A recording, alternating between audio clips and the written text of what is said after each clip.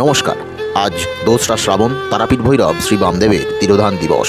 কলকাতা বিশ্ববিদ্যালয়ের উপাচার্যের কথাটা মনে পড়ে যাচ্ছে। তো সেই উপাচার্য একদিন হঠাৎ করেই অত্যন্ত শারীরিক অসুস্থতায় পড়লেন। কে এই উপাচার্য জানেন? স্যার আশুতোষ মুখোপাধ্যায়। বাড়িতে তখন ডাক্তার ডাকার আয়োজন চলছে। তখন নাদ গভীর কণ্ঠস্বরে তিনি বলে ওঠেন, গুরুবাম গুরুবাম, জয় তারা, জয় গুরুবাম। আমি পৃথিবীর সর্বকালের সর্বশ্রেষ্ঠ ডাক্তারের অধীনে থাকি।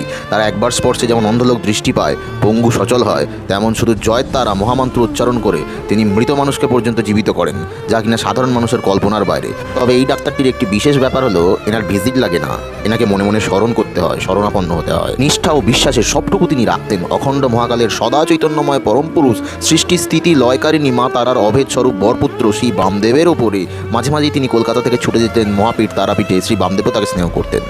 তাঁর সম্পর্কে এই শর্ট ভিডিওতে সামান্য কিছু কথা বলবো। এটা ধৃষ্টতা ছাড়া আর কিছু নয়। আর আমিও কত বড় মহামূর্খ যে এই কাজটি করতে বসেছি আপনাদেরকে বোঝাতে এসেছি। যাই হোক।